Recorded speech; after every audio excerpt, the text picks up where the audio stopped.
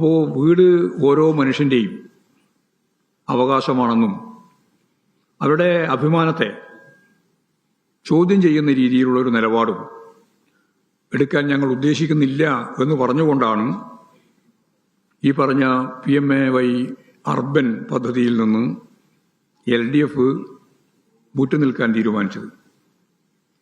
ഒരു തരത്തിലുള്ള ചാപ്പകുത്തലും അനുവദിക്കില്ല എന്ന ഉറച്ച നിലപാടായിരുന്നു ഇടതുപക്ഷ മുന്നണി ഗവൺമെന്റിന് ഉണ്ടായിരുന്നത്. അപ്പോൾ ഇതിനടിസ്ഥാനപ്പെടുത്തിയിട്ടാണ് 5 ലക്ഷത്തിലധികം വീട് നിർമ്മിക്കാനും ഇനിയിപ്പോൾ 1 ലക്ഷത്തിലധികം വീടും പൂർത്തിയാക്കാനും ഉള്ളത് കേരളത്തിൽ. ഇപ്പോഴിത് മാറ്റി ഈ വീട് പ്രധാനമന്ത്രിയുടെയും കേന്ദ്ര സർക്കാരിൻ്റെയും ഔദാര്യമാണ് എന്ന് അടയാളപ്പെടുത്തി വെക്കുക, ഇതാണ് ഇപ്പോഴും മുഖ്യമന്ത്രി അംഗീകരിച്ചു കൊടുത്തിട്ടുള്ള കാര്യം. ഇതിൻ്റെ ഭാഗമായിട്ടൊരു കാര്യം നമ്മൾ കണ്ടതാണ്. മാതൃഭൂമി അനൂപ് ദാസ് എന്ന ലേഖകൻ ബീഹാറിൽ യാത്രയുടെ ദൃശ്യങ്ങൾ ജനങ്ങൾക്ക് നൽകുന്ന സന്ദർഭത്തിൽ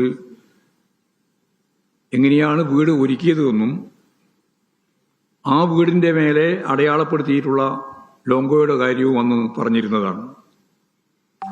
ആ രീതിയിലുള്ള വീടുകൾ ഒരുക്കാനാണ് VD സതീശനും കൂട്ടരും ഇപ്പോഴും ശ്രമിക്കുന്നത് എന്ന് വേണം കരുതാൻ.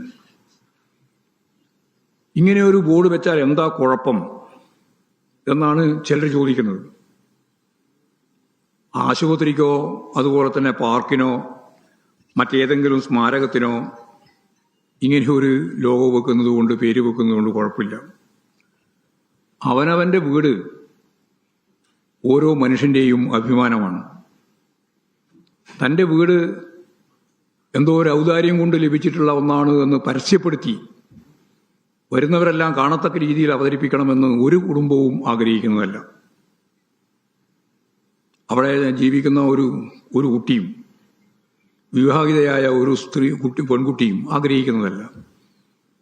കാരണം ഇത് ഞാൻ നേരത്തെ പറഞ്ഞ പോലെ ഓരോരുത്തരുടെയും ഏറ്റവും പ്രധാനപ്പെട്ട പരമാധികാര അടങ്ങുന്ന ഒന്നാണ് സ്വന്തം വീട്. അതിന് ഈ രീതിയിൽ ചാപ്പകുത്തുന്ന സമീപനത്തെ ഒരു തരത്തിലും നമുക്ക് അംഗീകരിക്കാനാവുന്നതല്ല. ഇപ്പോഴ് മോഡിയും സതീശനും തമ്മിലുള്ള എല്ലാ തർക്കവും തീർത്ത് ഞങ്ങളത് നിർബന്ധപൂർവം വെക്കും എന്ന് പറഞ്ഞ് അതിൽ ഉൾപ്പെടാൻ വേണ്ടിയിട്ടാണ് നേരത്തെ ഇടതുപക്ഷ ജനാധിപത്യ മുന്നണി ഗവൺമെന്റ് ചാപ്പകുത്തലിനെതിരായിട്ട് നിന്ന സമീപനത്തിൽ മാറി ഇപ്പോഴാ രീതിയിലാണ് കാര്യങ്ങൾ പോകുന്നത്.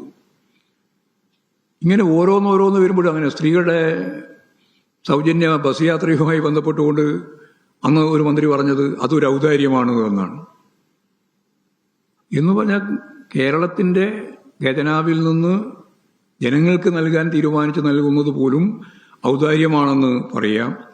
കേന്ദ്ര ഗവൺമെന്റിന്റെ തുച്ഛമായ ഒരു സംഖ്യ മാത്രം വാങ്ങി ബാക്കി മുഴുവൻ കേരളവും ഗുണഭോക്താവും അതുപോലെ തന്നെ തദ്ദേശ സ്വയംഭരണ സ്ഥാപനങ്ങളും കണ്ടെത്തുന്ന പണം ഉപയോഗിച്ചുണ്ടാക്കുന്ന വീട് അതും ഒരു ഔദാര്യമാണ് എന്ന് അവതരിപ്പിക്കുന്ന രീതി കേരളീയ സമൂഹം ഒരിക്കലും അംഗീകരിക്കുന്നതല്ല. അപ്പോൾ അത്തരത്തിലുള്ള പദ്ധതികളുമായിട്ട് മുന്നോട്ടേക്ക് പോകും എന്ന ധാർഷ്ട്യം നിറഞ്ഞ സമീപനമാണ് ഇന്ന് മുഖ്യമന്ത്രി എടുത്തിട്ടുള്ളത്.